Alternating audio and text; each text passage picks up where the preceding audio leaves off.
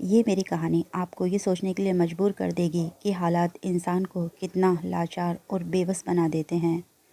मेरी उम्र लगभग 65 वर्ष थी और मैं ठंड की उस कपकपा देने वाली रात में अकेला ही अपने घर का गेट पीट रहा था, लेकिन मेरी आवाज़ कोई नहीं सुन रहा था।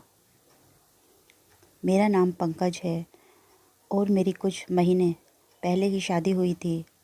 मैं और मेरी पत्नी साथ में बहुत खुश थे।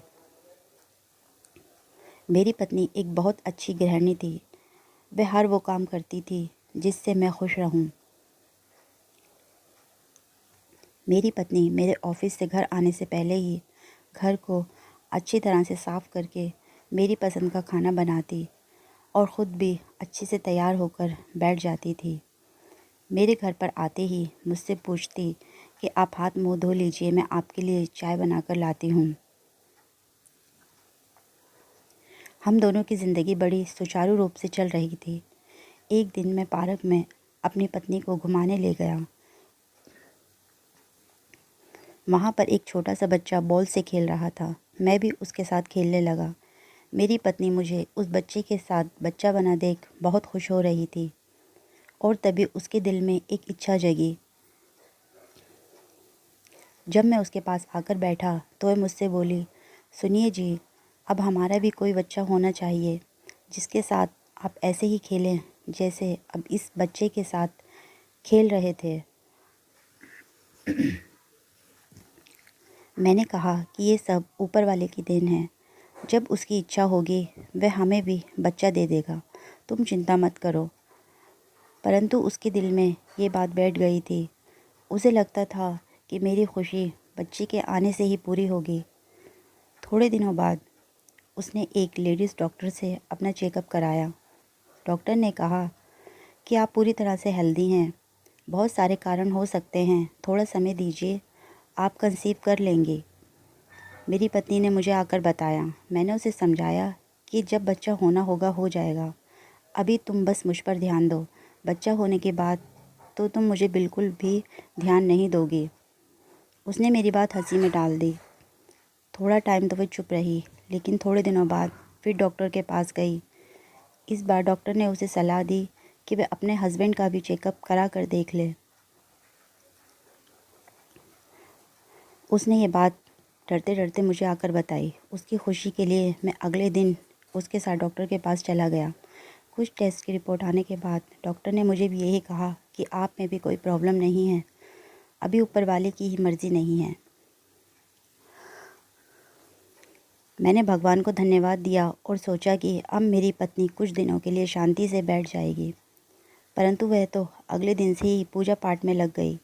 साधुओं को खाना खिलाती, मंदिरों में दान देती, पूजा अर्चना करवाती, व्रत रखती और थोड़े दिनों में ही भगवान को उस पर दया आ गई और एक दिन उसने मुझसे खुश होते हुए बताया कि आप पापा बनने वाले हैं।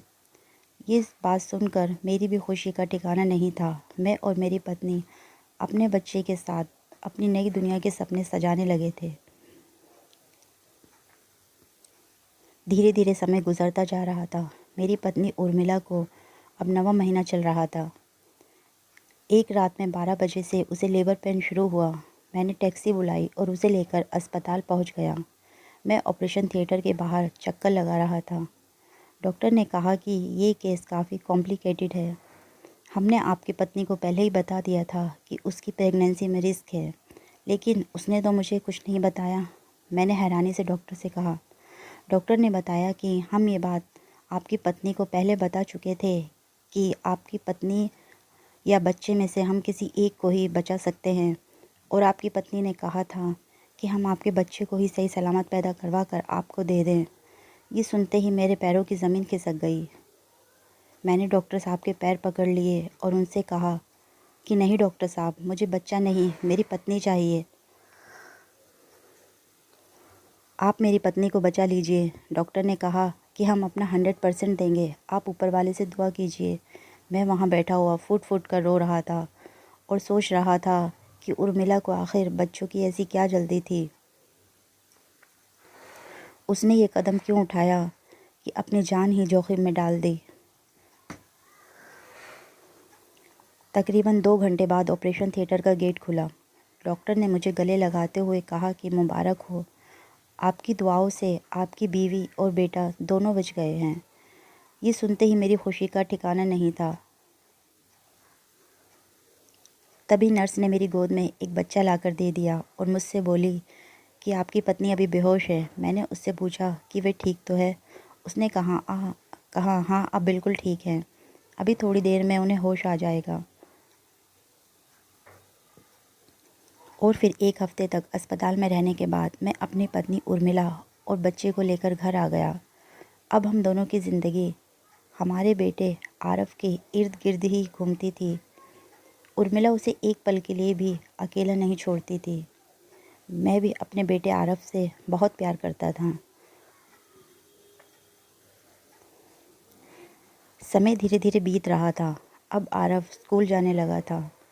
उर्मिला उसे स्कूल के अंदर भेजकर खुद गेट पर ही बैठ जाती थी और छुट्टी के बाद उसे साथ में ही लेकर घर आती थी। सब कुछ ठीक ही चल रहा था, मगर होने को कुछ और ही मंजूर था। एक दिन जब उर्मिला स्कूल के गेट पर आरव के इंतज़ार में बैठी थी, उसे एक बूढ़ी अम्मा दिखी जो बहुत देर से सड़क पार करने की कोशिश कर रही थी। उर्मिला ने उनका हाथ पकड़कर सड़क पार करवा दी, लेकिन वापस लौटते में उसे एक बड़ी सी गाड़ी वाला टक्कर मार कर चला गया। चौकीदार ने बताया कि वे बहुत दूर जाकर गिरी थी। वहाँ पर पब्लिक इकट्ठा हो गई। उनके मुंह से आखिरी शब्द बस आरव ही निकला और उसने वहीं पर दम तोड़ दिया। जब ये खबर मुझ तक पहुँची तो मेरी तो दुनिया ही उजड़ गई। मैंने बड़ी मुश्किल से ख़ुद को संभाला। आरव का भी रो रो कर बुरा हाल था।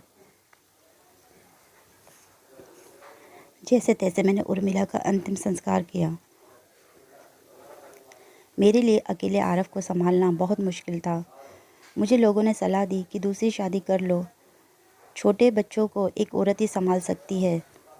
लेकिन मुझे पता था कि सौतेली माँ कैसी होती है, इसलिए मैंने कभी दोबारा शादी ना करने का फ़ैसला किया।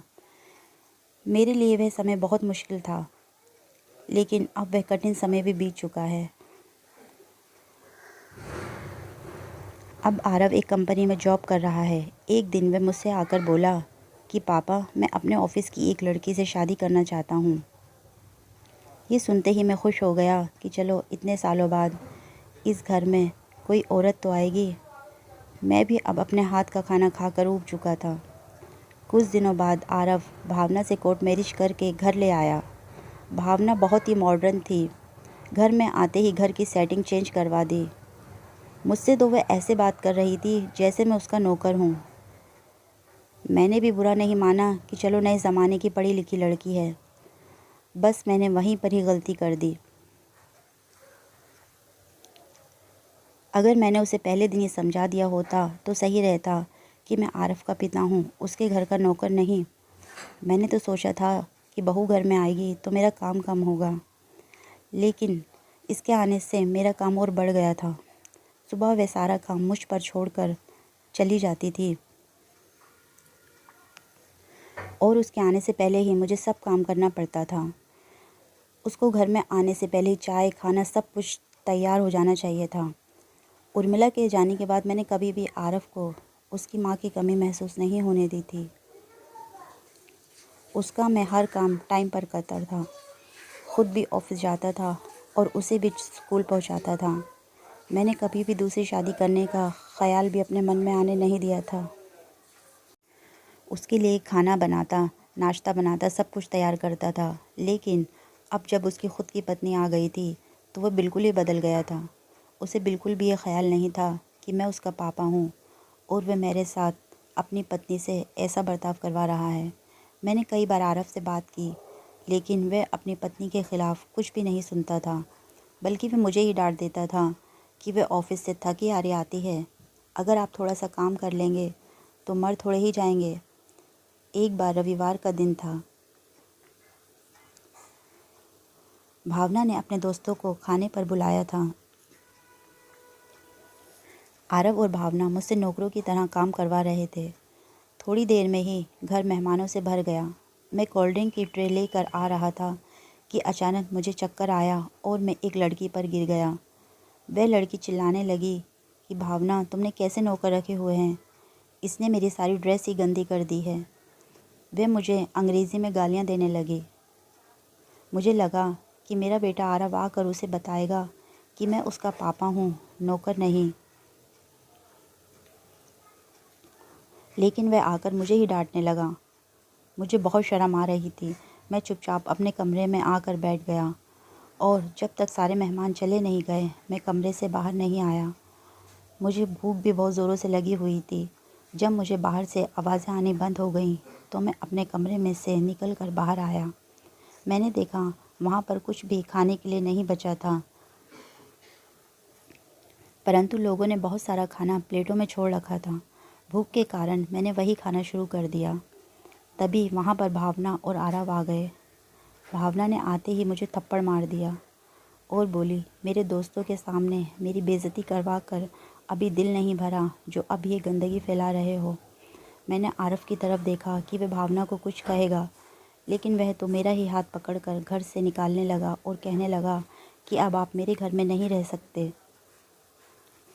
आपकी वजह से जो मेरी इंसल्ट होनी थी वह तो हो ही गई है, लेकिन अब आपको इसकी सज़ा भी तो मिलनी चाहिए। मैं रोने लगा कि मेरी गलती क्या है, मैंने क्या किया है, लेकिन उसने मेरी बात नहीं सुनी। मुझे घर के बाहर धक्का देकर गेट बंद कर लिया। मैं बहुत देर तक बाहर खड़ा होकर गेट पीटता रहा। बेटा आरव, मेरी बात तो सुनो, मेरी बात तो सुनो, उसे आवाज़ें लगाता रहा, लेकिन फिर बाहर कोई नहीं आया। मैं तभी एक लड़का मेरे पास आकर बोला कि अंकल जी आप मेरे साथ चलिए। मुझे बहुत ठंड लग रही थी और मेरी तबीयत भी बिगड़ती जा रही थी, इसलिए मैं उससे बिना कोई सवाल पूछे उसके साथ चल पड़ा। वे मुझे मेरे ही घर के सामने वाले घर में ले गया। मेरे लिए गर्म दूध और बिस्किट लेकर आया।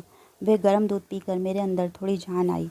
वह मुझसे बोला, अंकल जी मैं आपको रोज़ देखता हूँ, मुझे सब पता है कि आपके बहू बेटे ने आप पर कितने जुल्म किए हैं। मेरा नाम प्रशांत है और मैं एक एनजीओ चलाता हूँ।